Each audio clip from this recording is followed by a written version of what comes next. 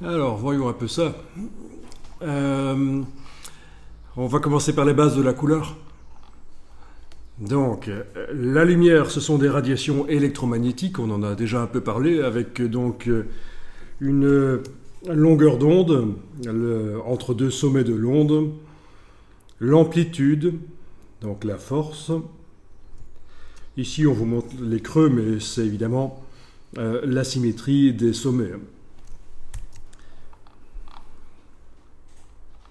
Donc, la lumière, c'est de l'énergie, et le phénomène de la couleur, quant à lui, est le produit d'une interaction entre cette énergie et la matière. Alors, je passe, je ne vais pas donner tout le détail. Ici, vous avez une représentation du spectre des ondes électromagnétiques et vous voyez que parmi toutes les ondes électromagnétiques qui existent, les rayons gamma, les rayons X, les rayons ultraviolets, les infrarouges, les ondes radar, FM, TV, ondes courtes, en fait, l'œil humain ne voit qu'une toute petite partie de ces ondes électromagnétiques. C'est ce qu'on appelle donc le spectre des lumières visibles. Et vous avez ici une indication de la distance entre deux sommets d'onde indiqués en nanomètres, c'est-à-dire un millionième de millimètre. Par exemple, pour les ondes courtes, entre deux sommets d'onde, on a 400 nanomètres. Pour les ondes longues, 700 nanomètres. Voilà. Je comprends pas pourquoi ils n'écrivent pas les ondes avec des hertz. Ils pourraient aussi, non? Donc pour répondre à ta question, le Hertz, c'est lié à un nombre d'événements par seconde en fait. C'est une fréquence d'événements par seconde. Parce que si on parle de trucs ondulatoires, de phénomènes ondulatoires avec la lumière, enfin, c'est la même chose pour l'audio, et l'audio, on peut le décrire avec des hertz aussi, en fait. Oui, c'est vrai, c'est vrai. Bon, c'est surtout en électricité qu'on parle du Hertz. Bonne question. Pourquoi est-ce qu'il y a une manière de décrire les ondes électromagnétiques en Hertz? Bonne question. Il faudra approfondir ça. Alors voilà, vous avez les différentes gammes, en fait, par rapport aux couleurs que l'œil humain perçoit, les différentes couleurs que vous voyez ici dans la colonne de droite, vous avez à peu près à quelle gamme de longueur d'onde ça correspond. Le violet, par exemple, entre 380 et 450 nanomètres. Alors, la couleur est une perception psychologique. Donc déjà, Newton, en son temps, disait que les rayons ne sont pas en soi colorés. Donc ce petit schéma ici vous fait comprendre que la rose n'a pas de couleur, mais on l'aperçoit en couleur, suite au traitement des informations évidemment, dans le cerveau. Donc c'est une perception psychologique, la couleur. Ce qui existe dans la réalité, ce sont c'est de la matière qui absorbe plus ou moins différemment la lumière blanche en fait, et qui reflète plus ou moins différemment la lumière blanche. Alors, la perception des couleurs est influencée par l'éclairage, l'atmosphère, la matière des objets.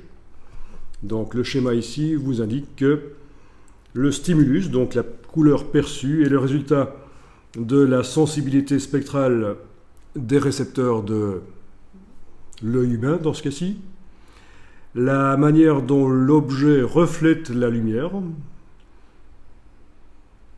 c'est réflectance normalement, pas rélectance, ils se sont gourés là, dans un petit schéma que j'ai pris, et la nature de la lumière qui éclaire.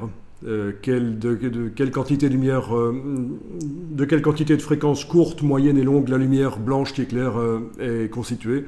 Donc la nature de la lumière blanche, plus la manière dont l'objet reflète les choses, plus les récepteurs de l'œil humain, tout ça c'est ce qui fait finalement dans le cerveau le stimulus, ce qui est perçu comme étant la couleur.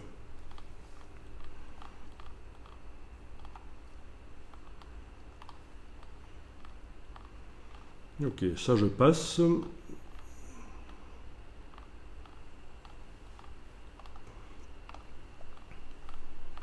Alors ça peut être intéressant, la polarisation de la lumière.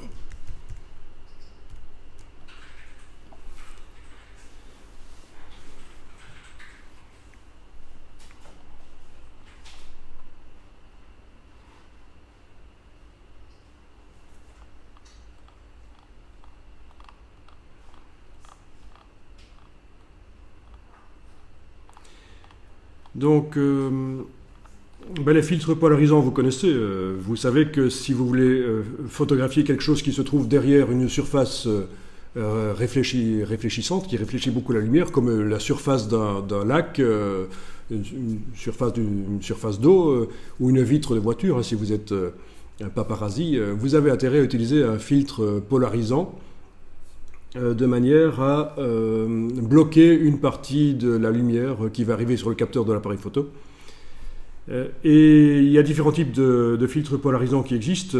Il y a les filtres polarisants circulaires et linéaires.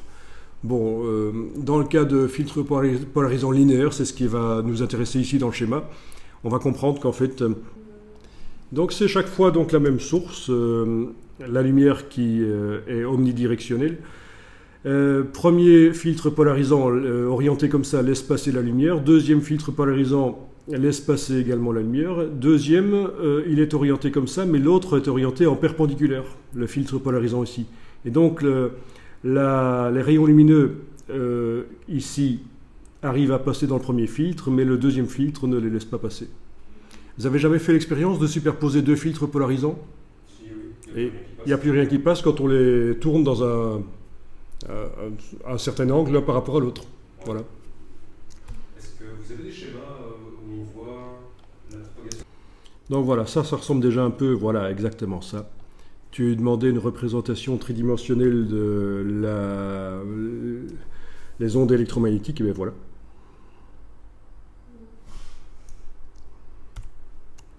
Et donc c'est pour ça qu'on arrive à polariser, puisque c'est tridimensionnel, comme on le voit là.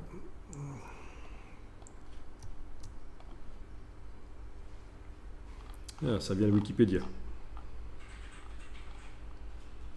Bon, autre représentation, moins parlante. Mais enfin voilà, donc ça correspond à ce que je montrais là. Donc. Bon, il y en a plein d'autres. Hein. Voilà. En voilà encore une autre qui est intéressante.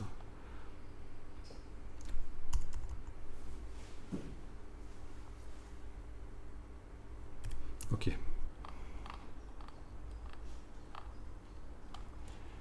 Donc la combinaison de toutes les ondes lumineuses du spectre de lumière visible, c'est perçu comme étant du blanc. Donc le blanc, c'est quand l'œil reçoit toutes les ondes du spectre des lumières visibles. Et donc pour prouver ça, il y a le fameux prisme de Newton qui montre que quand on fait passer la lumière blanche à travers un prisme, il y a une décomposition de la lumière suite à une réfraction en fait. C'est parce que suivant la longueur d'onde, la lumière est redirigée différemment avec un angle différent. En fait, c'est ce qu'on appelle la réfraction. Suivant qu'on a affaire à des ondes courtes ou longues, elles sont réfractées, elles sont redirigées, elles subissent un changement de direction différent quand elles passent à travers le prisme. Et donc c'est pour ça que ça décompose en quelque sorte la lumière blanche et qu'on voit apparaître l'arc-en-ciel, toutes les couleurs qui composent la lumière blanche.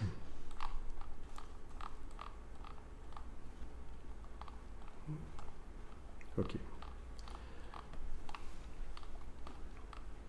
Alors justement à propos de cette réfraction, quand la lumière passe à travers un corps différent, elle passe de l'air dans le verre, il y a, oui, voilà ce qui se passe, il y a des aberrations chromatiques. Comme on le voit, les ondes courtes sont plus réfractées que les ondes longues et moyennes. Et donc, la lumière blanche de ce que vous photographiez, typiquement, passant à travers une lentille simple, eh bien, la mise au point, en fait, la reconstitution de l'image ne se fait pas sur le même plan. On a trois plans ici. On a le plan des ondes courtes, en gros, hein, des ondes moyennes et des ondes longues. Donc les aberrations chromatiques, c'est ce qui sur vos photographies crée des franges en fait, hein, des franges cyan, magenta, c'est ça, c'est les aberrations chromatiques.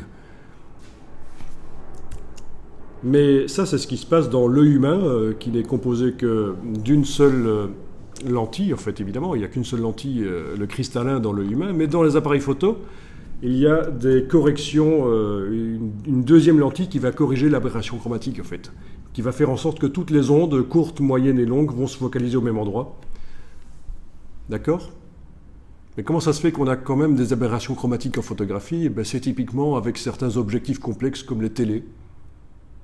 Voilà pourquoi, la plupart du temps, en photographie, les vrais photographes préfèrent utiliser un jeu de différents objectifs et changer en cours d'utilisation des objectifs à focale fixe, en fait, plutôt. Il y a trop de lentilles, ça crée des aberrations chromatiques.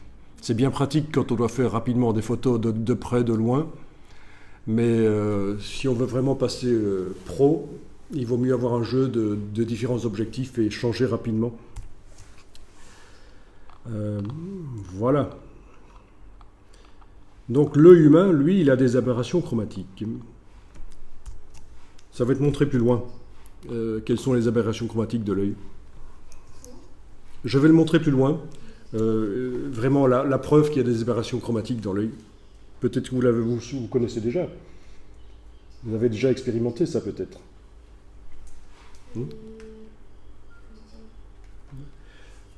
Il y a des situations dans lesquelles on ressent vraiment que les images des ondes courtes, moyennes et longues ne se créent pas au même endroit. Des fois, les écrans, justement, on a l'impression, quand on bouge trop le regard vite, on voit le RGB, Ah, oui. C'est pas vraiment à ça que je pensais, mais on va voir, on va continuer. Petit à petit. Alors, je reviens à l'expérience la plus connue de Newton, donc la décomposition de la lumière blanche. Et alors, une autre expérience de Newton, un peu moins connue, qui est la suite de la première, c'est qu'une fois que la lumière blanche a été décomposée, il essaye de faire passer une partie du spectre à travers un autre prisme et il n'y a pas de décomposition supplémentaire. Donc, voilà.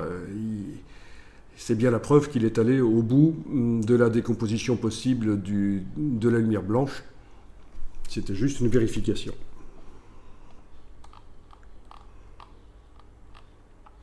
Oui, il y a aussi une autre expérience pour laquelle je n'ai pas de schéma ici, dans laquelle il recompose la lumière blanche au départ de la lumière décomposée. Alors, les arcs-en-ciel, vous connaissez, c'est bien sympa ça. C'est toujours le même phénomène en fait. Vous avez le soleil qui passe à travers une goutte d'eau qui est dans l'atmosphère et la lumière du soleil est décomposée en fait. En tant qu'observateur, suivant la position de la goutte d'eau dans le ciel, vous voyez une partie du spectre ou l'autre. Voilà. Pour la goutte d'eau qui est la plus élevée dans le ciel ici, évidemment c'est extrêmement schématisé, ce qui arrive dans l'œil de l'observateur, c'est du rouge en fait, des ondes longues. Pour la goutte d'eau qui est la plus basse dans le ciel, c'est du bleu, c'est des ondes courtes qui arrivent. Et donc, c'est pour ça qu'on voit un arc-en-ciel du rouge au bleu, en passant évidemment par le jaune, le vert, et tous les intermédiaires. Voilà.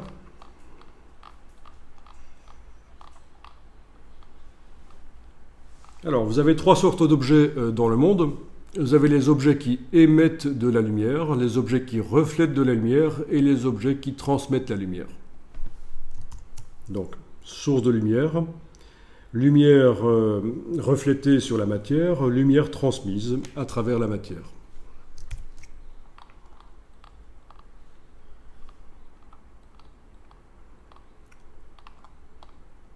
Oui, réflexion spéculaire ou réflexion diffuse, c'est suivant que la matière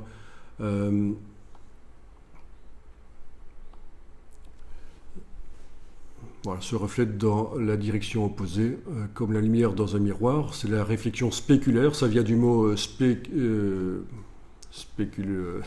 Ça vient d'un mot latin, en fait, qui veut dire miroir, spéculaire. Oui, et quand la matière reflète la lumière dans toutes les directions, donc il y a une diffusion, donc c'est une réflexion diffuse, typiquement comme une feuille de papier, plutôt que comme un miroir, en fait. Alors, la fluorescence, les matières fluorescentes. C'est vraiment un petit marathon ici dans la connaissance de la lumière. On va très rapidement. On passe d'un sujet à l'autre assez rapidement, mais malgré tout, on reste quand même dans le sujet de la lumière. Alors, la fluorescence, si on vous demandait ce que c'est, vous sauriez répondre? Pas évident. La fluorescence, c'est des lumières qui sont flashy, en fait. Qui ressortent. Typiquement, quand on est sur le bord de l'autoroute avec son petit gilet fluorescent, on est censé être mieux vu. Quand on fait du cyclisme aussi, voilà. Donc la fluorescence, c'est la propriété d'une matière qui absorbe la lumière à une longueur d'onde et qui la réémet à une longueur d'onde habituellement plus longue. Voilà. Alors, vous avez typiquement ça, et ça va peut-être être une découverte pour vous, dans les poudres à lessiver. Dans les poudres à lessiver, vous avez des substances blanchissantes, donc les agents blanchissants, en fait, qui sont des substances fluorescentes. Elles vont absorber la lumière ultraviolette que vous ne voyez pas, en fait. Ça fait partie du spectre non visible. Et ça va réémettre sous la forme d'une lumière bleue claire. D'accord? La lumière ultraviolette qui éclaire vos vêtements qui ont été lavés avec la poudre à lessiver qui contient des agents fluorescents, eh bien cette lumière ultraviolette va être reflétée par le vêtement blanc comme sous forme de lumière bleutée. Donc ça va rendre le blanc plus bleu et donc ça donne une sensation de propre. Parce qu'en fait, la vraie couleur d'un t-shirt en coton, c'est pas blanc, c'est plutôt jaunâtre.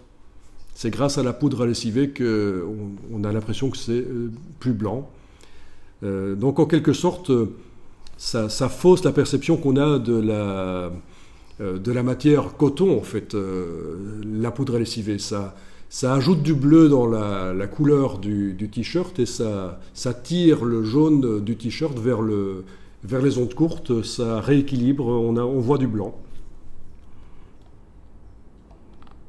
Ok ? Et alors dans les discothèques, quand vous sortez, vous avez des lampes noires. Donc ce sont des tubes fluorescents qui émettent de la lumière ultraviolette.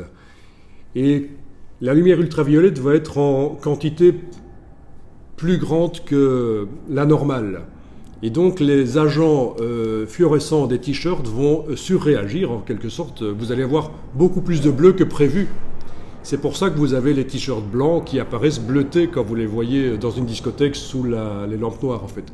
Ce sont les agents blanchissants de la poudre à lessiver qui renvoient beaucoup plus de bleu que prévu en fait.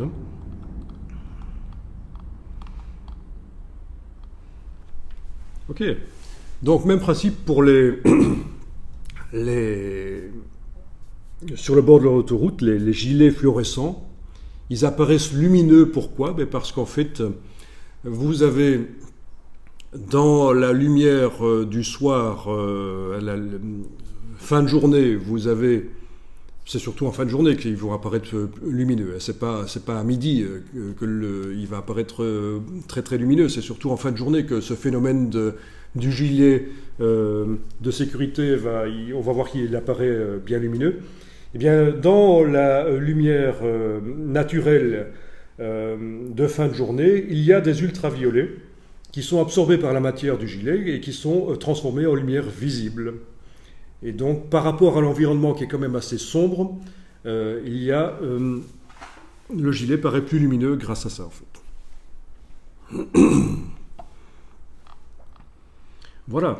Et si vous éclairez un gilet de sécurité avec de la lumière artificielle en intérieur, la fluorescence, ça ne marche pas. Parce qu'il faut une composante ultraviolet dans la lumière qui éclaire.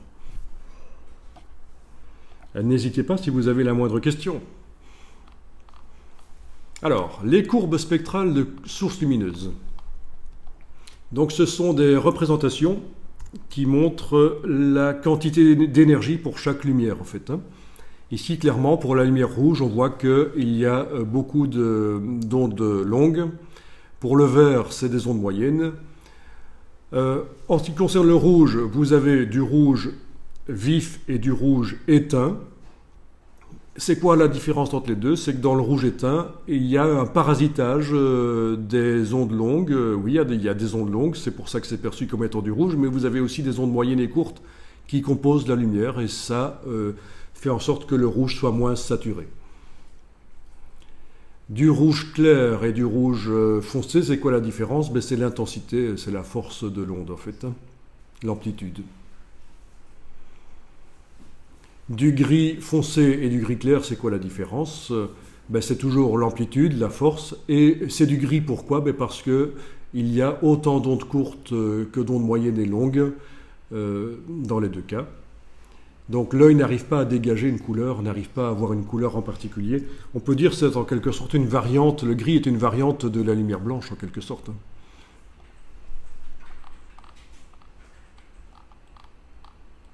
Je vous passe tous les détails. Ici, vous avez une courbe, mais ce n'est pas une courbe spectrale comme on vient de voir avant. Les courbes spectrales qu'on vient de voir avant, ça indique la quantité d'énergie pour des lumières colorées. Ici, il s'agit d'une courbe de réflectivité. Ça indique comment une matière reflète la lumière.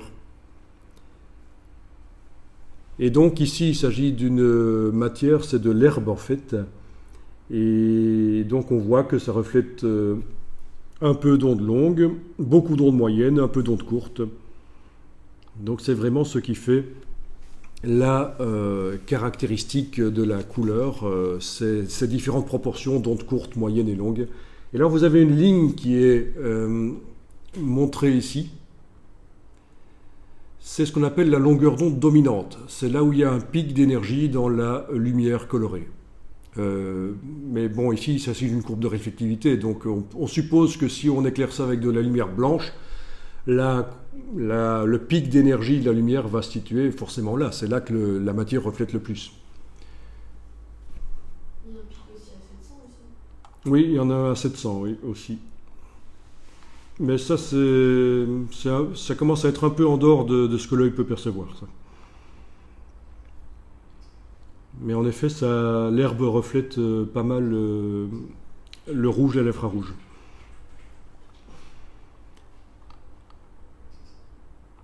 Bon, alors il faut savoir que pourquoi est-ce qu'on a marqué ici la longueur d'onde dominante? C'est pas par plaisir, hein, c'est juste parce que c'est important, parce qu'en fait, l'œil humain, qui n'a que 3 types de récepteurs, il y a 3 types de cônes dans l'œil humain, il ne voit en fait que la longueur d'onde dominante dans la couleur. L'œil humain ne perçoit pas vraiment les subtilités des longueurs d'onde secondaires en fait. D'accord? Donc l'œil humain n'est pas très performant pour voir les couleurs. Un appareil comme un spectrophotomètre, lui, il va avoir tous ces détails. Il va vraiment mesurer la quantité d'énergie sur les différentes longueurs d'onde de la lumière, mais l'œil humain, il va surtout être sensible à la longueur d'onde dominante. Et c'est grâce à ça que on peut créer assez facilement des appareils comme les moniteurs ou les télévisions qui montrent la réalité, qui montrent des scènes de la réalité, parce qu'en fait, ces appareils, les moniteurs, les télévisions ne doivent pas recréer les couleurs telles qu'elles sont vraiment dans la réalité, avec toutes les subtilités des longueurs d'onde secondaires. Il suffit qu'en mélangeant en différentes quantités les primaires rouge, vert et bleu du moniteur ou de la télévision, on recrée une couleur dont la longueur d'onde dominante est celle qui correspond à l'objet dans la réalité. Par exemple, l'herbe ici, si on voulait la montrer sur un moniteur, il suffirait, en mélangeant en différentes quantités les lumières rouge, vert et bleu, les primaires, de recréer une lumière dont la longueur d'onde dominante est la même que celle-ci. Et même si les longueurs d'onde secondaires ne sont pas les mêmes, ce n'est pas grave. L'œil humain, de toute façon, ne voit pas les subtilités. Donc le fait que l'œil humain ne soit pas très performant, c'est ce qui permet de faire des moniteurs et des TV de manière relativement facile en fait. Alors ici, vous avez un schéma assez intéressant qui vous fait comprendre que sous le terme lumière du jour, en fait, il y a plein de lumières du jour différentes. Et alors, les lumières du jour, on va les décrire en Kelvin, pour décrire la coloration, en fait. Typiquement, 5500 degrés Kelvin, l'œil humain ne voit pas de couleur dans la lumière blanche. L'éclairage que vous avez chez vous pour vous éclairer, c'est typiquement du 3500 Kelvin, c'est-à-dire une lumière assez chaude, c'est une lumière blanche avec une coloration orangée. Mais il se trouve que l'œil humain et tout le système de perception de la couleur, le traitement dans le cerveau, corrige en fait. On considère, en fait, l'œil humain va faire en sorte que la lumière blanche qui éclaire l'environnement soit considérée, perçue comme étant neutre, même si en réalité elle a une coloration. Et vous allez voir que dans le cas d'une projection, il faut penser à ce phénomène et on va en parler un peu plus loin. Ok, voilà la courbe spectrale d'un éclairage comme vous avez chez vous, typiquement une ampoule à incandescence ou sa version moderne, l'ampoule économique. Donc, c'est de la lumière blanche, mais avec une forte dominante d'onde longue. Ici, vous avez la courbe spectrale d'un éclairage lumière du jour, qui est composé de plus d'ondes courtes que d'ondes moyennes et longues. Donc, typiquement, c'est un éclairage qui est un peu bleuté. C'est une lumière blanche qui est un peu bleutée. C'est l'éclairage lumière du jour. Bon, en colorimétrie, on appelle ça l'éclairage de type A, celui à lampe à incandescence. C'est un éclairage de référence. Et celui-ci, on va l'appeler le D65. Donc vous allez souvent rencontrer en colorimétrie le D65, lumière du jour à 6500 Kelvin, donc lumière blanche un peu bleutée.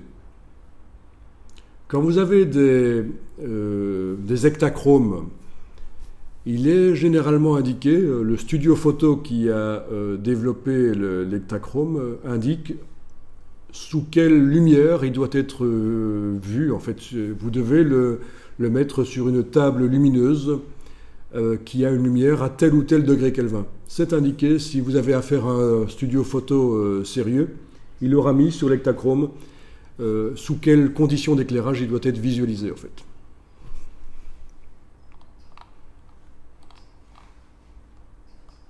Voilà, ici c'est un schéma qui montre les deux courbes superposées, donc l'éclairage de type A, la lampe à incandescence, et l'éclairage de type D65, donc la lumière du jour. Voilà les deux schémas encore côte à côte, ces différentes représentations. Et alors ici, ça devient encore plus intéressant ici. Vous avez toujours l'éclairage par lampe à incandescence, donc l'éclairage basique, domestique, l'éclairage lumière du jour, et un troisième type d'éclairage, c'est un tube fluorescent. Un tube fluorescent. Et alors ce qu'on remarque sur le schéma ici, c'est que ce type d'éclairage a des pics d'énergie à certains endroits. Donc de gauche à droite ici en bas, ce sont les différentes longueurs d'onde. Vous avez les courtes ici, les moyennes ici, les longues ici évidemment, et vous avez différents pics d'énergie. Alors le tube fluorescent, son fonctionnement en gros c'est quoi ? C'est que vous avez un tube en verre. À l'intérieur du tube, vous avez une matière fluorescente, c'est-à-dire qui est capable de transformer les ondes ultraviolettes en ondes visibles. Il y a des vapeurs de mercure à l'intérieur du tube. On fait passer une charge électrique qui crée de la lumière ultraviolette à l'intérieur du tube. Cette lumière ultraviolette est transformée en lumière visible grâce au revêtement fluorescent à l'intérieur du tube fluorescent. Voilà pourquoi on appelle ça un tube fluorescent. C'est parce que le revêtement intérieur transforme la lumière ultraviolette créée par la charge électrique et les vapeurs de mercure, c'est transformé en lumière visible. Oui, les tubes fluorescents, ce sont des vapeurs de mercure à l'intérieur. Donc attention, si vous en cassez un, c'est extrêmement dangereux. Il faut tout de suite aérer parce que les vapeurs de mercure, une fois que vous avez absorbé le mercure, ça reste dans votre organisme pour longtemps. Donc sachez-le, les tubes fluorescents, si jamais vous en cassez par accident, vous aérez tout de suite, vous ne restez pas dans l'environnement qui contiendra des vapeurs de mercure. Je vous passe les détails, je vous montre ici simplement le schéma qui superpose différentes courbes de différentes technologies de tubes fluorescents. C'est différents gaz à l'intérieur. Il y a différentes catégories en fait. Vous avez des tubes fluorescents qui sont vraiment de très mauvaise qualité au niveau de la lumière, on les utilise dans les entrepôts. Et vous avez des tubes fluorescents qui sont vraiment de beaucoup plus haut de gamme et qui peuvent être utilisés pour un éclairage dans des pièces à vivre. Donc, parmi les tubes fluorescents, il y a différentes qualités et différents coûts, évidemment. Ceux qu'on utilise dans les usines, qui ont vraiment une qualité d'éclairage assez mauvaise, sont moins chers, évidemment. Dans les entrepôts. Je ne parle pas des usines où il y a des gens qui travaillent, mais vraiment dans les entrepôts, c'est là qu'on va mettre les tubes fluorescents les moins bons. Vous avez différentes qualités. Il y a 12 types d'éclairage tubes fluorescents. Ici, je vous explique le phénomène de la phosphorescence, le fait que la matière continue à émettre de la lumière, parce que oui, les tubes fluorescents sont également phosphorescents, en fait. Ok.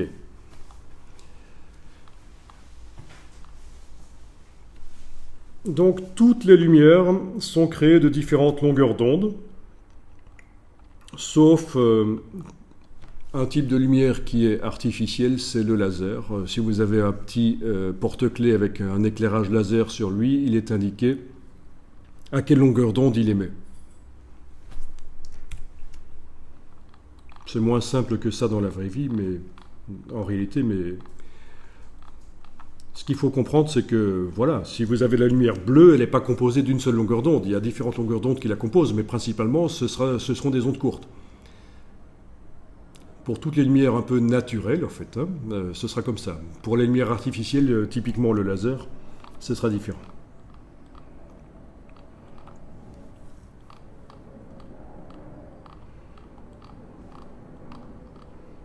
Je vous passe le détail ici. Alors, le métamérisme, super intéressant à comprendre. Vous avez un échantillon de matière et un autre échantillon de matière. Ces deux échantillons de matière, comme on le voit ici, reflètent à peu près la lumière blanche de la même manière, sauf qu'il y en a un qui reflète un peu plus les ondes longues que l'autre. Vous avez ici deux types d'éclairage. Éclairage lumière du jour, éclairage par ampoule à incandescence, donc éclairage domestique de maison. Et alors, ces deux échantillons, sous un certain éclairage, ils vont paraître identiques, et sous un autre éclairage, ils vont paraître différents. À quoi c'est dû ? Si on analyse ici, vous avez les deux échantillons qui sont montrés ici en gris moyen et en foncé, leur courbe de réflectivité.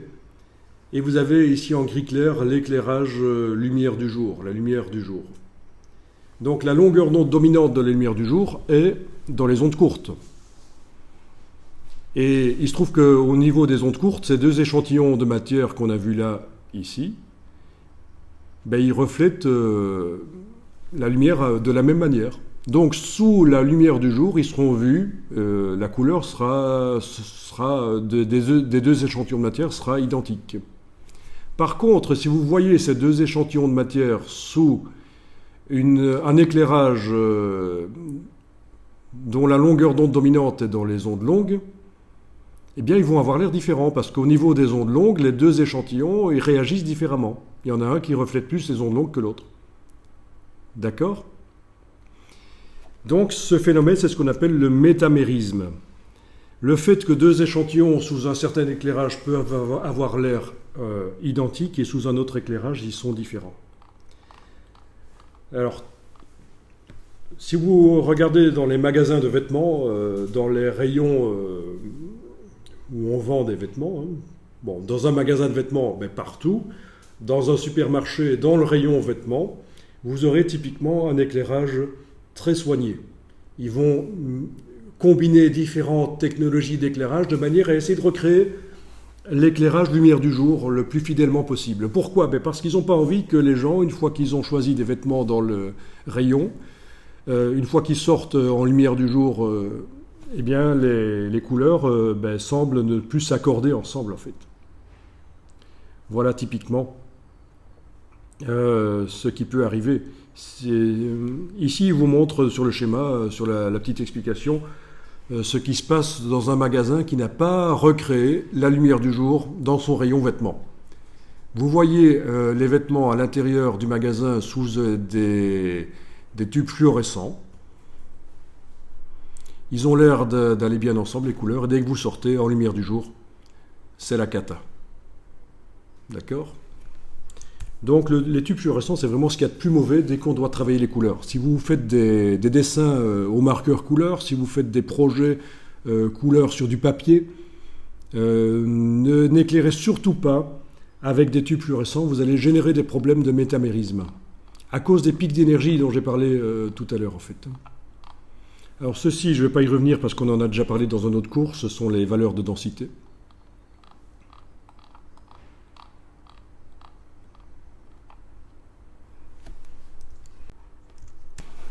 La rétine. Alors, petit schéma de la rétine, avec le nerf optique qui relie l'œil au cerveau. Alors, il y en a qui disent que si le cerveau est devenu si gros, c'est parce qu'en fait il est une extension du nerf optique. C'est une théorie. C'est assez intéressant. Le cerveau se serait développé pour traiter les informations qui venaient de l'œil. Principalement. Bah oui, c'est vrai que l'homme est un animal visuel, c'est connu. Hein.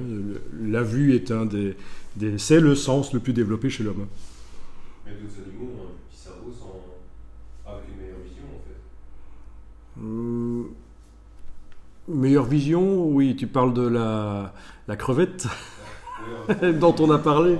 Oui, c'est vrai, mais c'est une théorie. En tout cas, il faut savoir que le nerf optique est vraiment une extension du cerveau. C'est directement relié au cerveau, c'est une extension du cerveau, et c'est vrai que la transition entre le nerf optique et le cerveau n'est pas bien définie, c'est une extension du cerveau. Bon, voilà.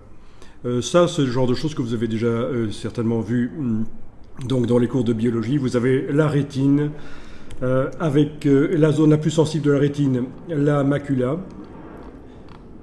Alors ici, c'est une représentation schématique des différentes couches de la rétine. Donc, contrairement à ce qu'on pourrait croire, il n'y a pas que des cellules qui sont spécialisées dans la détection des couleurs, en fait. Hein. Il y a également des cellules qui sont spécialisées dans la détection des contours. Donc, il y a différentes couches sur la rétine. Ici, c'est une vue à travers un ophtalmoscope où on voit la fovea, donc la macula, la zone la plus sensible, là où il y a le plus de cônes qui sont regroupés. Vous avez le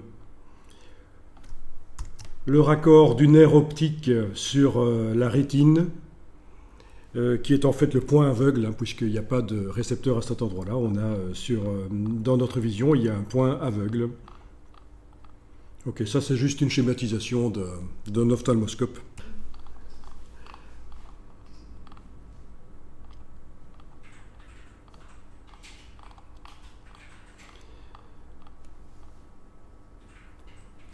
Ok, là c'est une illusion d'optique, les bandes de Mach.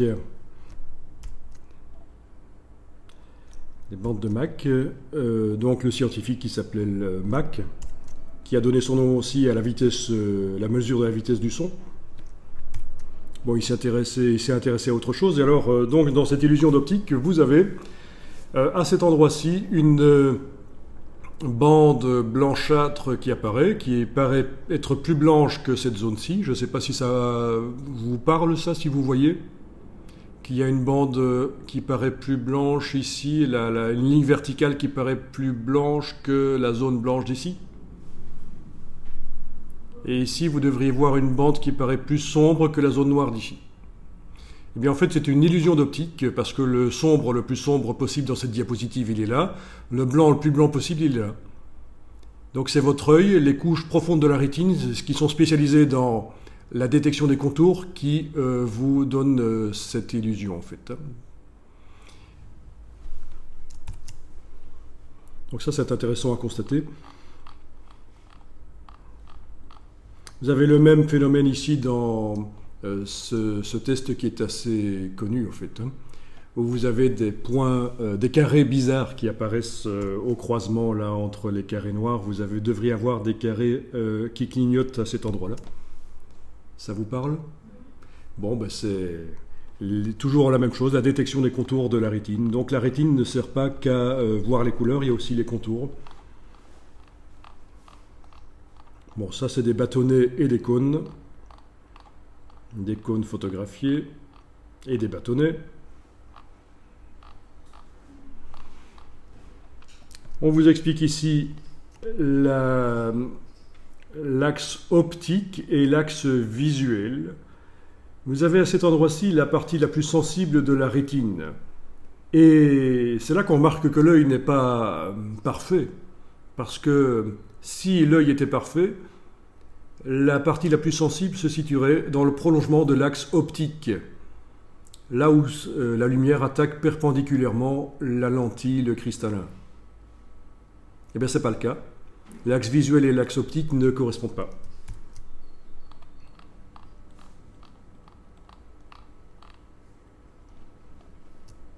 Ici, c'est un schéma de la sensibilité de la rétine. C'est un peu comme si on avait pris la rétine et on l'a déployée sur une ligne horizontale ici. Donc plutôt que d'avoir une sphère à l'intérieur d'une sphère, on a une ligne horizontale. Vous avez ici l'endroit du point aveugle, là où le nerf optique se raccorde. Vous avez les cônes, comme ici le schéma vous le dit, en bleu sur le schéma, ici ce sont les cônes. C'est l'endroit de la fovea, en fait, l'endroit le plus sensible de la rétine, qui n'est constitué que de cônes. Et la périphérie de la rétine, vous avez des bâtonnets. C'est assez schématisé, mais en gros, c'est quand même bien ça. Vous avez un endroit où il n'y a pas de vision du tout, l'endroit où il y a le nerf optique qui se raccorde à la rétine. Vous avez un endroit où il y a une vision très très bonne, c'est l'endroit de la fovea, la macula, donc là où il y a beaucoup de cônes. Et vous avez sur le reste des bâtonnets qui vont être surtout utilisés en vision nocturne, en fait.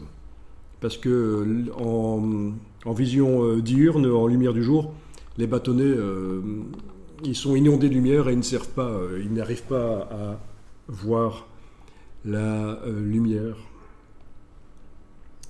à avoir le détail. Ici, c'est un petit test que vous pourrez faire si vous voulez, où il s'agit en fait de fixer de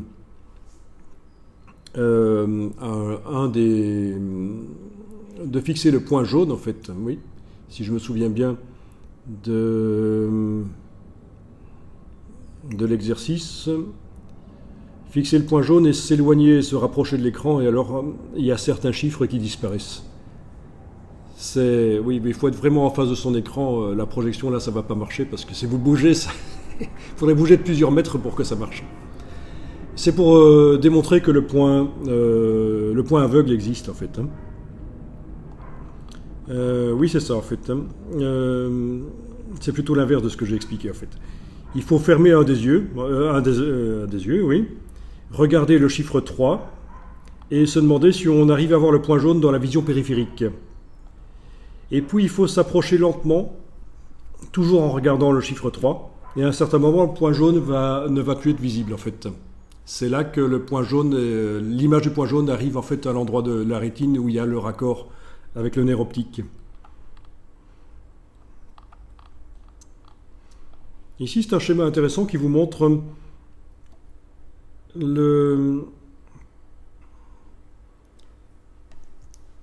les trois types de vision en fait. Scotopique, mésopique et photopique. Donc en fait, la vision photopique, c'est quand il y a uniquement les cônes qui agissent, c'est quand on est dans des conditions de luminosité correctes, éclairage par le soleil, par la lumière du jour, ou éclairage dans les maisons. La vision scotopique, c'est quand la quantité de lumière qui éclaire la scène est vraiment très peu présente. C'est typiquement l'éclairage avec les étoiles, la lumière des étoiles en fait. Et vous avez entre les deux la vision mésopique. Et alors pour la vision scotopique, donc quand il y a très peu de lumière, ce sont les bâtonnets qui sont les récepteurs de lumière. En conditions d'éclairage très faibles, ce sont les bâtonnets qui agissent. En conditions d'éclairage fortes, ce sont uniquement les cônes qui agissent. Bon, vu que les bâtonnets, il n'y en a qu'une seule sorte, vous ne voyez pas la couleur la nuit. En conditions d'éclairage faible, vous ne voyez pas les couleurs. Il n'y a qu'une seule sorte, donc on ne peut pas faire de triangulation. L'œil, le système visuel ne peut pas essayer de déterminer quelle est la longueur d'onde dominante dans la lumière qui arrive. Mais il n'y a qu'un seul type de bâtonnet. C'est pour ça qu'on dit la nuit, tous les chats sont gris. Et c'est bien connu aussi que pour les témoins, lors de scènes de crimes, etc., on ne peut pas vraiment faire confiance à leur témoignage en ce qui concerne la couleur si ça s'est passé la nuit. Il y a des doutes. Bon, ça c'est un schéma qui montre qu'au bout d'un certain nombre de minutes placées dans la pénombre, on passe de la vision scotopique, que je revienne un peu ici, oui c'est marqué ici, on passe de la vision photopique à la vision scotopique en fait. Donc les cônes, au bout d'un certain nombre de minutes plongées dans l'obscurité, les cônes n'agissent plus et ce sont les bâtonnets qui prennent le relais. Vous savez très bien que quand vous arrivez d'un environnement lumineux à un environnement plus sombre, pendant un certain nombre de minutes, vous n'y voyez pas grand-chose en fait. Il y a un temps d'adaptation, bien c'est ça qui est montré ici.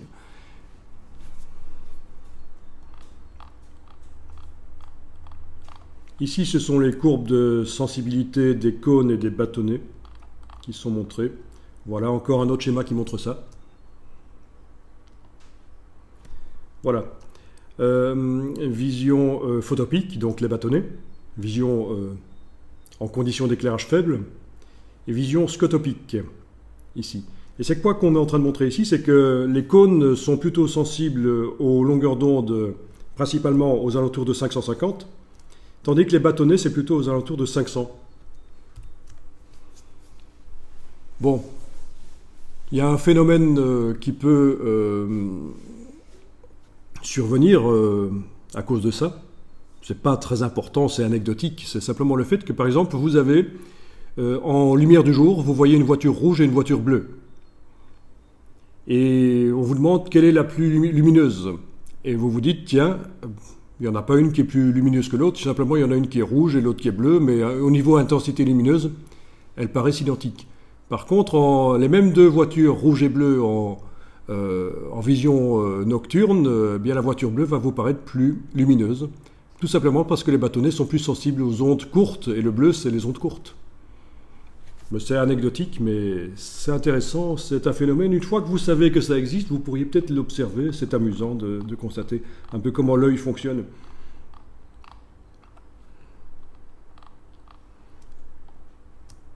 Alors, voilà les sensibilités des trois types de cônes qui sont montrés ici.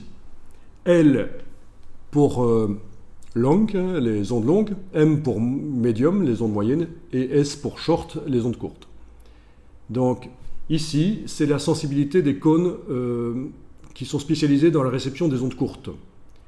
Là, c'est les cônes spécialisés dans la réception des ondes moyennes, et ça, c'est pour les ondes longues. Vous voyez par rapport au schéma qu'on a montré tout à l'heure quand on a parlé des encres d'imprimerie, on dit qu'on divise le spectre en 3 grandes zones, court, moyen et long. Mais vous voyez qu'en réalité, les récepteurs de l'œil, les cônes, les récepteurs d'ondes longues et d'ondes moyennes, ils sont très semblables au niveau de leur sensibilité. Ceux sensibles aux ondes courtes, ils sont quand même assez bien différents des 2 autres, mais ceux-là, ils sont assez semblables. Qu'est-ce qui fait la différence de sensibilité dans les 3 types de cônes? C'est que c'est 3 types de protéines différentes, en fait. C'est au niveau des protéines qui composent les cônes, ça rend leur sensibilité différente. Ah oui, alors, ce qu'on vient de voir ici, c'est un schéma qui a subi un logarithme de manière à rendre les courbes de sensibilité bien visibles. Mais en réalité, le vrai schéma, c'est celui-ci. Vous voyez le truc là? Ça, c'est la courbe de sensibilité des cônes sensibles aux ondes courtes. Donc les données ici n'ont pas subi de logarithme et donc on ne voit quasiment pas la courbe. Hein. Le logarithme, c'est une opération mathématique qui sert à rendre les choses un peu plus visibles au niveau des schémas. Donc on remarque que les cônes sensibles aux ondes courtes sont assez peu sensibles en fait. Ils sont sensibles aux ondes courtes par rapport aux autres, mais en plus ils sont peu sensibles.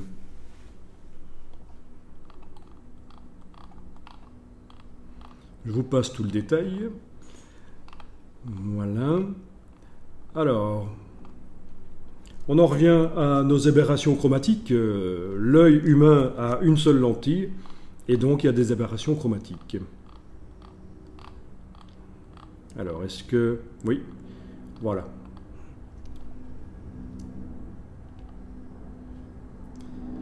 Donc, le schéma ici, si vous le voyez d'assez loin, comme ça, votre œil n'est pas assez performant pour arriver à voir que dans la forme de droite, elle n'est pas complètement remplie de jaune.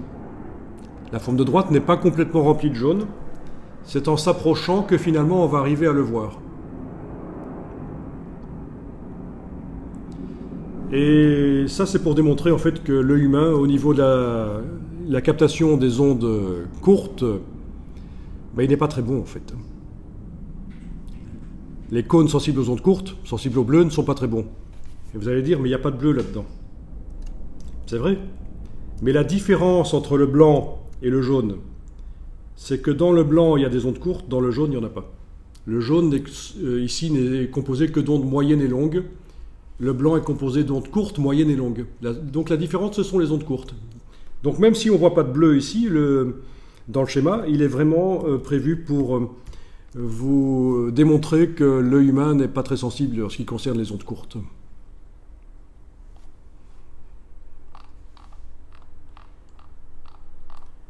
Ok. Ici, on vous parle de la chimie des cônes, qui est assez extraordinaire et rapide.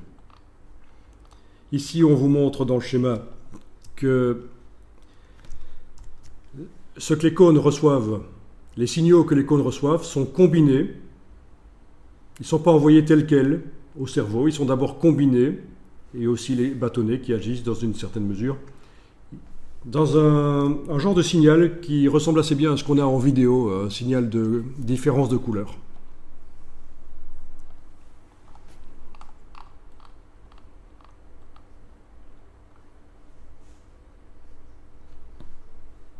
Ok, ce schéma ici montre pourquoi les bâtonnets sont performants en conditions d'éclairage faible. C'est parce qu'en fait, ils sont beaucoup plus nombreux que les cônes sur la surface totale de la rétine. Des bâtonnets, il y en a beaucoup plus que des cônes, et c'est pour ça que c'est eux qui prennent le relais quand on est en conditions d'éclairage faible. Le schéma ici vous montre que, contrairement à ce qu'on croit, les informations qui proviennent de l'œil gauche ne vont pas au cerveau gauche et les informations de l'œil droit ne vont pas au cerveau droit, ni inversement. En fait, les informations de chaque œil sont réparties sur les deux cerveaux, en fait. les deux parties du cerveau. Alors il faut savoir aussi que les deux yeux ne perçoivent pas les couleurs et la lumière exactement de la même manière. Dans le monde du graphisme, c'est un phénomène assez connu parce qu'à un certain moment de votre parcours, vous allez remarquer ça. Donc il ne faut pas vous inquiéter, c'est tout à fait normal que si vous voyez une photo des couleurs, vous les voyez avec un œil et puis avec l'autre, vous avez des résultats différents. Ça ne veut pas dire que vous avez un œil qui est en train de crever. Ça veut simplement dire, c'est tout à fait normal, les deux yeux ne voient pas exactement de la même manière, mais la plupart des gens ne s'en rendent pas compte. Parce qu'il faut vraiment être dans le milieu du graphisme et être sensibilisé à la problématique de la couleur, et devenir un pro de la couleur, quoi, pour s'en rendre compte en fait. Enfin, couleur, ou même si vous travaillez en noir et blanc, vous allez voir peut-être une différence de luminosité entre vos deux yeux. Donc tout à fait normal. Ici, on vous montre sur le schéma qu'il y a différentes parties du cerveau qui sont spécialisées, et la partie du cerveau qui est spécialisée dans la vision, c'est celle qui se trouve à l'arrière du cerveau. Raison pour laquelle, quand vous recevez un coup derrière la tête, un coup de matraque, vous ne voyez plus rien en fait. C'est cette partie-là de la tête à l'arrière, c'est connu ça. Si on veut rendre aveugle temporairement quelqu'un, c'est à l'arrière, à cet endroit-là, qu'il faut taper.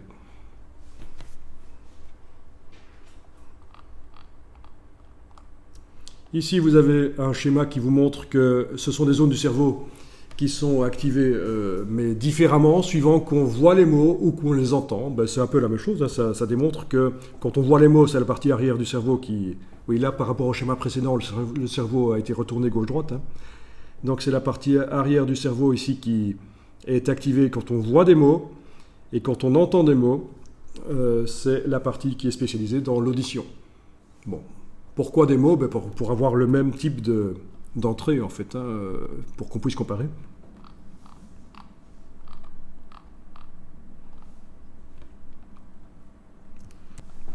Une schématisation plus simple que celle de tout à l'heure, qui montre les différents pics de sensibilité des trois types de cônes: onde longue, onde moyenne, onde courte, et les bâtonnets. Et donc ça, c'est un schéma qu'on a vu un peu différemment tout à l'heure. Alors ici, vous avez les courbes de sensibilité de l'œil humain qui sont montrées d'une certaine manière. Ok. Et on vous a superposé ici les courbes de sensibilité sur ce deuxième schéma de l'œil humain apparaissent en pointillés. Et on vous a superposé les courbes de sensibilité d'un capteur de scanner. Alors il faut savoir que les scanners sont des appareils qui sont prévus pour capturer des pigments cyan, magenta et jaune. Et donc ils n'ont pas besoin d'être très performants, les scanners, au niveau de la manière dont ils capturent les couleurs.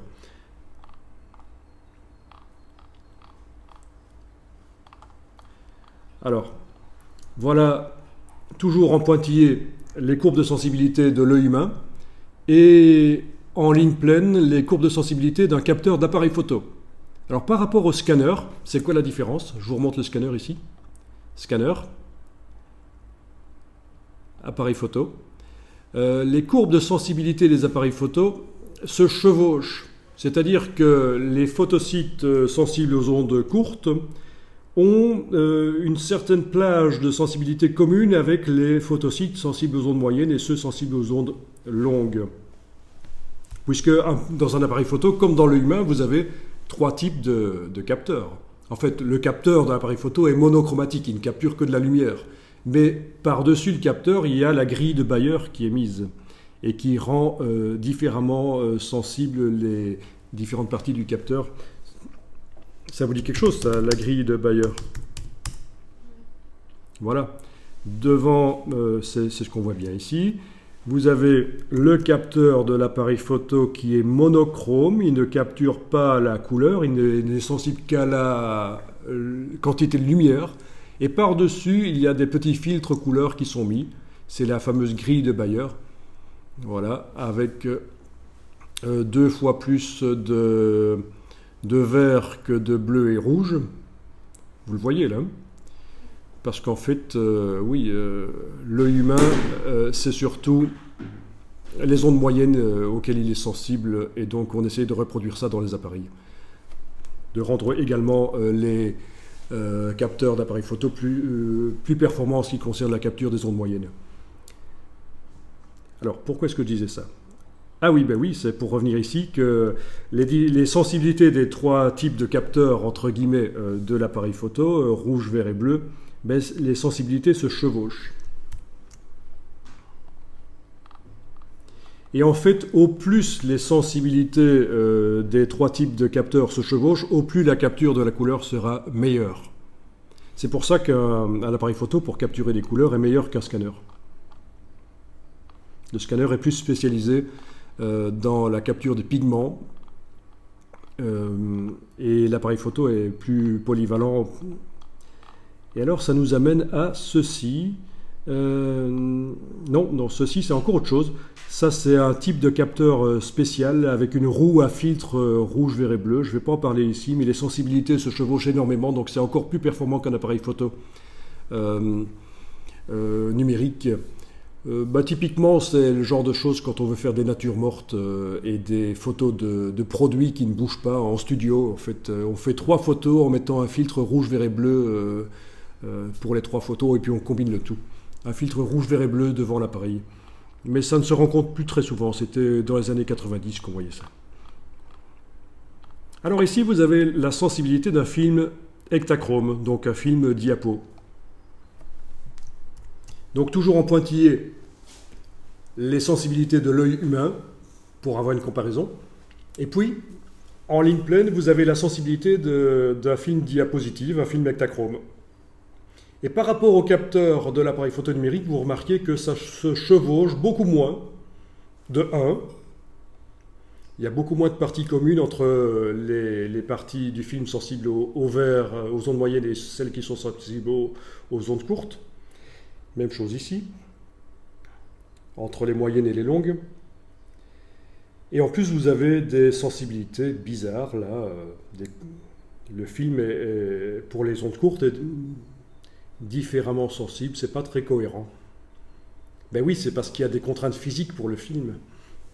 Alors, on pourrait se poser la question, tiens, qu'est-ce qui est le mieux? Qu'est-ce qui capture le mieux les couleurs? Un film diapo, un Ektachrome, ou un film, un capteur numérique comme celui-là? Je vais afficher les deux, là, voilà. Ça, c'est donc la sensibilité d'un film Ektachrome. Ça, c'est la sensibilité d'un capteur numérique. Eh bien, en fait, pour capturer les couleurs, il n'y a pas photo, c'est le cas de le dire. L'appareil numérique est bien meilleur. Il est bien meilleur parce que vous n'avez pas, contre ce qu'on a dans le film ici, Ektachrome, des incohérences dues aux contraintes physiques du film, la construction du film. Vous avez sur le capteur de l'appareil photo numérique des zones de sensibilité qui se chevauchent beaucoup plus. Et donc ça, pour trouver les bonnes couleurs, les vraies couleurs de la réalité, les déduire, c'est beaucoup mieux. Et donc si vous posiez la question de savoir qu'est-ce qui capture mieux les couleurs, un film ou un appareil photo numérique, la réponse c'est l'appareil photo numérique. Voilà. Scientifiquement prouvé grâce aux courbes de sensibilité. Alors, la subjectivité de la perception des couleurs. Donc, les couleurs, c'est une sensation psychologique, et il y a plein de choses qui interviennent. Il y a la physique de la lumière, évidemment. La lumière entre dans l'œil, il y a la biologie de l'œil. La rétine envoie un signal par le nerf optique au cerveau. Il y a le traitement de l'information, c'est la psychologie de la couleur. La psychologie, le côté perception psychologique. Donc il y a 3 choses. La couleur, c'est le résultat de ces 3 choses-là. La lumière, la biologie et la psychologie. Donc la physique, la biologie, la psychologie. Donc ici, on vous montre un schéma et on vous dit il va être très difficile de savoir quel est, parmi les 3 verres qui sont dans le carré extérieur, quel est celui qui ressemble le plus au verre qui est dans le triangle au centre. Si on demande à plein de gens quel est le verre le plus proche de celui du triangle au centre, vous allez avoir des réponses différentes parce qu'en fait, chacun voit un peu les couleurs différemment.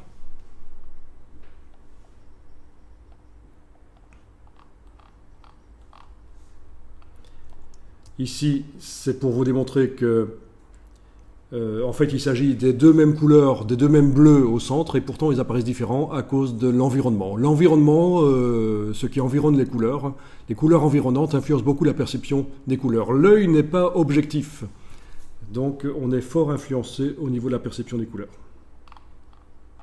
Même chose ici, les 2 théières ont la même couleur, mais on les voit différentes à cause de la lumière qui les environne, la couleur qui les environne.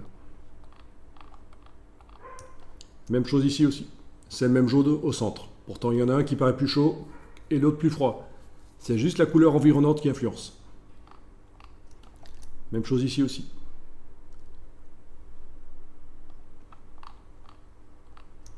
Même chose en ce qui concerne les gris. Ils apparaissent plus ou moins lumineux suivant ce qui les entoure. Ce sont les mêmes gris dans les 3 carrés de gauche et dans les 3 carrés de droite.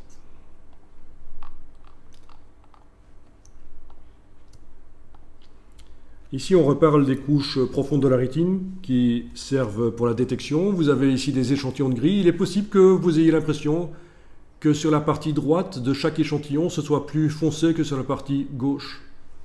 Vous avez cette impression ? Sur la partie droite de chaque échantillon, le 4 ici par exemple, sur la partie droite, c'est plus foncé que sur la partie gauche. On a comme une impression d'avoir les échantillons en creux, comme s'ils n'étaient pas plats, mais plutôt en creux. Mais en fait, ils sont réellement plats. C'est un peu ce qu'on a vu tout à l'heure avec les bandes de Mach. C'est les couches profondes de la rétine qui vous trompent en fait. Alors, l'adaptation chromatique. En permanence, l'œil humain s'adapte à l'environnement pour faire en sorte que l'éclairage lumière blanche, soit considéré comme étant neutre. Vous avez ici une démonstration. Alors, que je me rappelle comment ça fonctionne. En fait, oui. C'est pour vous démontrer que la couleur ici, elle pourrait vous paraître jaunâtre comme on la voit là. Mais en réalité, sa vraie couleur, c'est ça. Bon, la démonstration n'est pas extraordinaire ici, on a déjà vu mieux. Donc je ne vais pas m'attarder.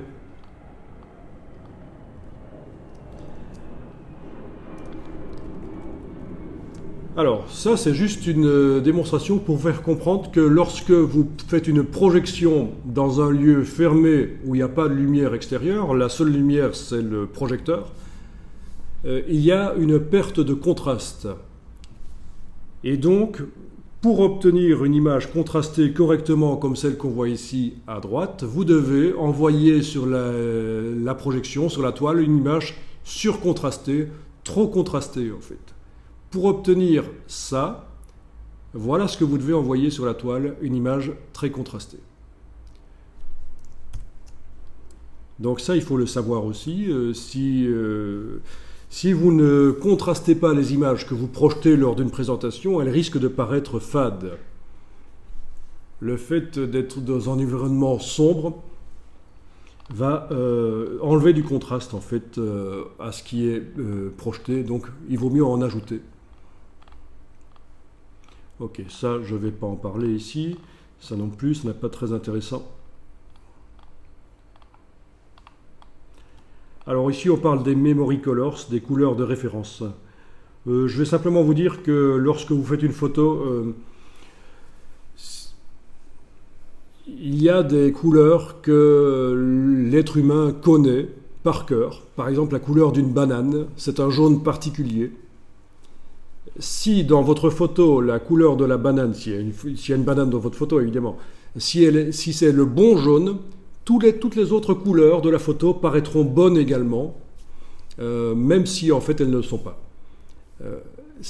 Autrement dit, dans une photo, ce qui compte, c'est que les couleurs qui doivent être bonnes, c'est surtout celles que les gens connaissent par cœur. Couleur typiquement d'une banane, mais aussi couleur des visages. Si les visages n'ont pas une couleur correcte, c'est un peu catastrophique au niveau perception générale de la photo.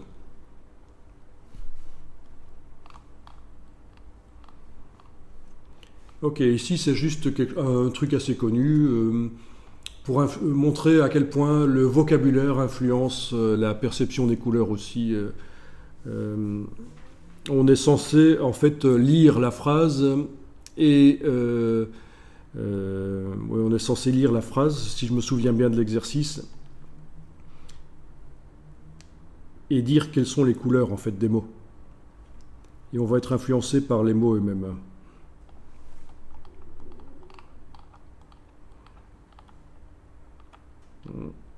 Oui, c'est ça. Il faut donner les noms des couleurs plutôt que de lire les noms des couleurs. Et à partir de la troisième ligne, la plupart des gens ralentissent, et c'est dû à l'interférence du langage dans la perception des couleurs. Donc le langage participe, influence la perception des couleurs. Bon, ça c'est sur la taille perçue des objets, c'est pour dire que les couleurs influencent la taille perçue des objets. Ah, on en arrive à nos aberrations chromatiques. Voilà. Vous vous souvenez des aberrations chromatiques? Eh bien voilà, quand vous avez des objets rouges et bleus qui sont l'un à côté de l'autre, il est possible que vous ayez l'impression, notamment dans le cas du Z ici, qu'il soit un peu plus en avant que celui-là qui est un peu plus en profondeur. Vous avez peut-être l'impression qu'ils ne sont pas sur le même plan, qu'il y en a un qui est plus loin que l'autre. Est-ce que ça marche ou pas? Plus ou moins. Ce qui peut arriver aussi, c'est que quand vous juxtaposez du rouge et du bleu, ça vibre. C'est en fait ça, c'est parce que la rétine, l'œil ne sait pas se focaliser sur un objet en particulier. L'image du Z bleu ne se forme pas au même endroit sur la rétine que le Z rouge, à cause des aberrations chromatiques.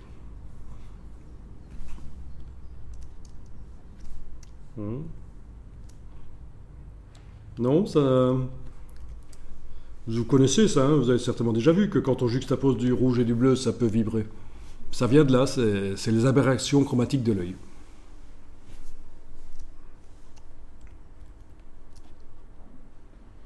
Bon, c'est utilisé aussi en illustration, et vous pourriez aussi l'utiliser en photo. Typiquement, les affiches de chez Disney utilisent beaucoup ça, où vous avez beaucoup d'orangés et de bleus qui sont juxtaposés, d'orangés et de bleus, des affiches où on montre les illustrations avec beaucoup d'orangés et de bleus, et ça donne de la profondeur en fait. Ça donne du relief.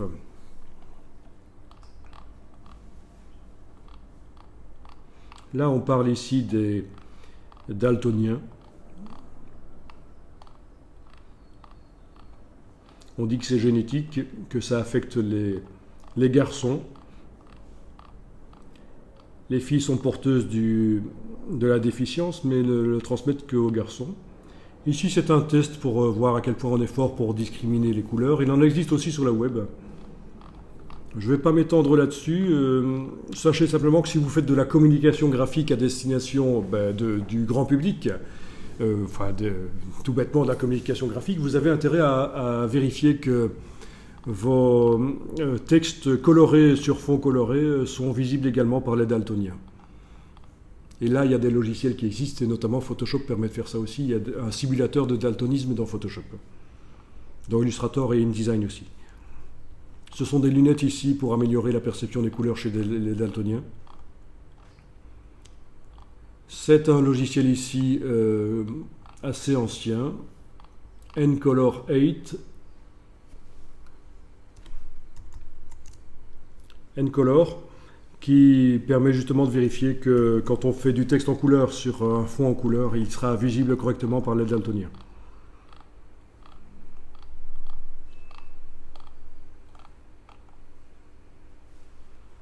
Ok.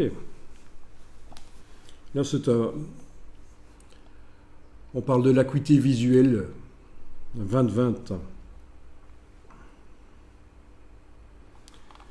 Mais ça n'est pas très important ici.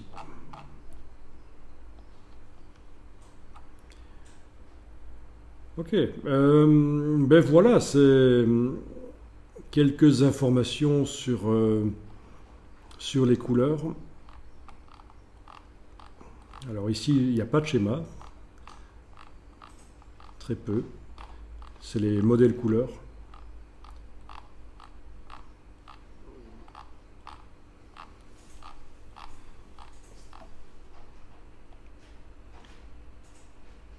Bon. Ce qu'il faut retenir, c'est vraiment les petites astuces.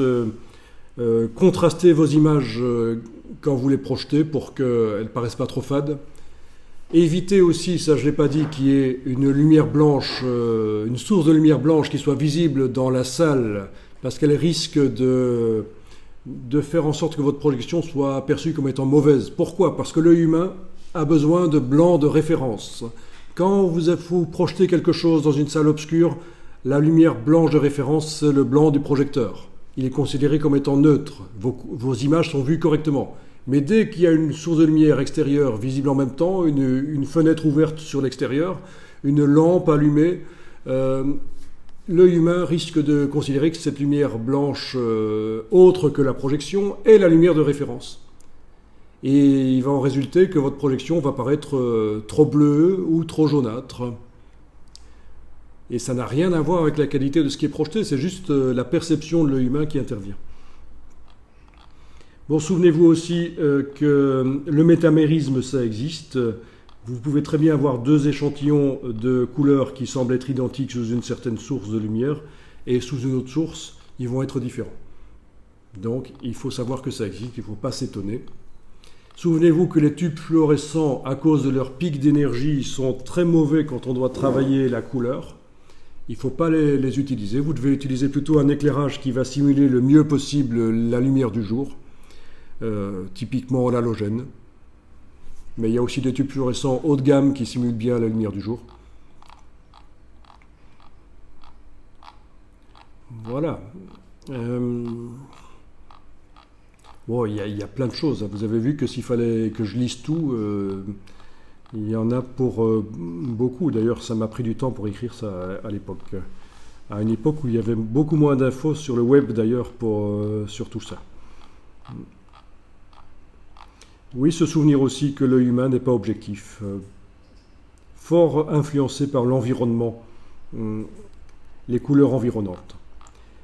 Et alors, au niveau de la sensibilité des films couleurs et du numérique, vous savez maintenant que l'appareil photo numérique capture mieux les couleurs que le film couleur. Et vous savez pourquoi ? C'est parce que ces courbes de sensibilité à l'appareil photo numérique ressemblent plus à celles de l'œil humain. Elles se chevauchent et ça permet mieux de calculer quelle est la vraie couleur qui est photographiée en fait.